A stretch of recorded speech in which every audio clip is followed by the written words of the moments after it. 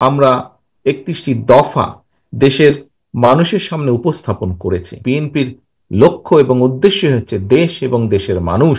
আজকে যারা সংস্কারের কথা বলছেন, আমরা তাদেরকে আন্তরিকভাবে ধন্যবাদ জানাই।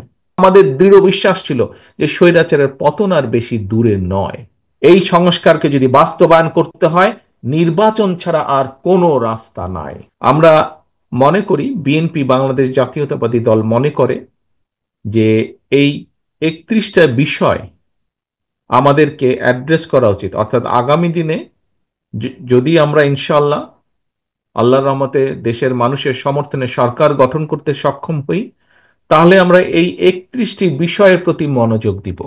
এবং আমরা বিশ্বাস করি এই 31টি বিষয়ে যদি আমরা কাজ শুরু করতে পারি, তাহলে দেশের মানুষের অবস্থা এবং দেশের অবস্থা কিছুটা হলেও আমরা ভালো করতে পারবো, বেটার করতে পারবো। শিয়া বাটার ও ভিটামিন ই সমৃদ্ধ lily glam beauty soap. Lily, always beautiful. যখন বিগত 15 বছর বাংলাদেশের মানুষ স্বৈরাচারের বিরুদ্ধে লড়াই করছিল, তাদের রাজনৈতিক অধিকার প্রতিষ্ঠার জন্য, তাদের ভোটের অধিকার প্রতিষ্ঠার জন্য, তাদের বাক স্বাধীনতার জন্য, সর্বোপরি জনগণের অর্থনৈতিক মুক্তির জন্য যখন সংগ্রাম করছিল, সেই সময় সকল বিষয় বিবেচনা করে বিবেচনায় রেখে বাংলাদেশ জাতীয়তাবাদী দল আমরা প্রথমে 27 দফা ঘোষণা করেছিলাম।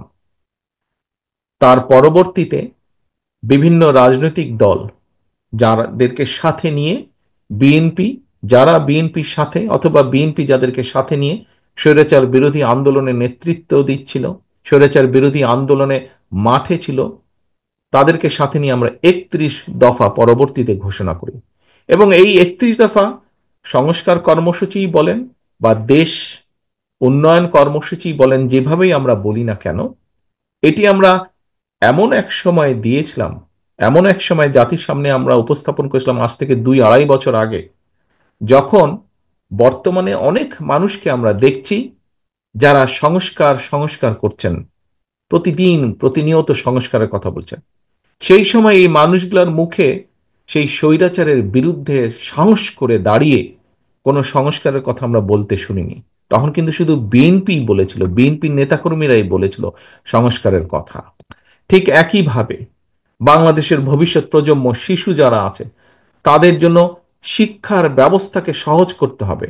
শুধু শিক্ষার ব্যবস্থাকে সহজ করলেই হলো না, তাদেরকে যারা শিক্ষিত করবেন, যেই সব শিক্ষক, সেই শিক্ষকদেরকে আবার একটা কমফোর্ট দিতে হবে। কি সেটি? তাদেরকে সহযোগিতা দিতে হবে অর্থনৈতিকভাবে, যাতে করে তারা তাদের পুরা মনোনিবেশ করতে পারেন, মনটাকে একদম মনোনিবেশ করতে পারেন শিক্ষার জন্য। অর্থাৎ তারা যাতে সুষ্ঠুভাবে এই দেশের ভবিষ্যৎ প্রজন্মদেরকে শিক্ষা দিতে পারে, সঠিক শিক্ষা দিতে পারে, সেটির ব্যাপারেও নজর দিতে হবে। শুধু বই খাতা দিলে হবে না, শুধু বিল্ডিং বানালে হবে না, শিক্ষকদের প্রতিও নজর দিতে হবে। এবং যেহেতু তারা জনগণের কাছে ওয়াদাবদ্ধ থাকবে, তাদের আর কোনো পথ থাকবে না সেই কাজগুলো শুরু করার।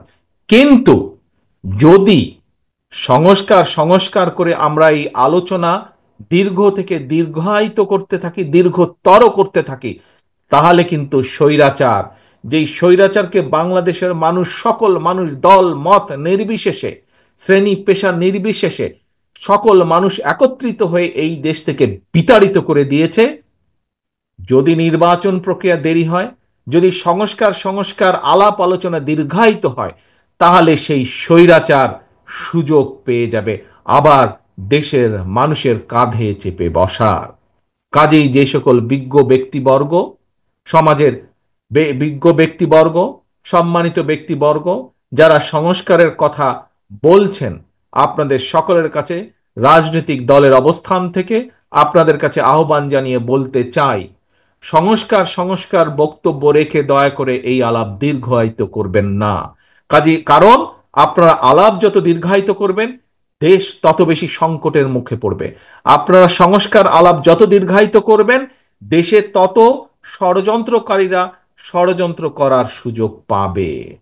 সংস্কারকে যত দ্রুত বাস্তবায়ন করা যাবে, দেশকে, দেশের মানুষকে তত দ্রুত আমরা বিপদ থেকে রক্ষা করতে পারবো। কাজে আসুন, এই সংস্কারকে বাস্তবায়ন করতে হলে উপায় একটাই, যেই সংস্কার প্রস্তাব বিএনপি দিয়েছে, যেই সংস্কার প্রস্তাব অন্তর্বর্তীকালীন সরকারের কমিশনগুলো তৈরি করে দিয়েছে, যেটাই হোক না কেন, এই সংস্কারকে যদি বাস্তবায়ন করতে হয়, নির্বাচন ছাড়া আর কোনো রাস্তা নাই।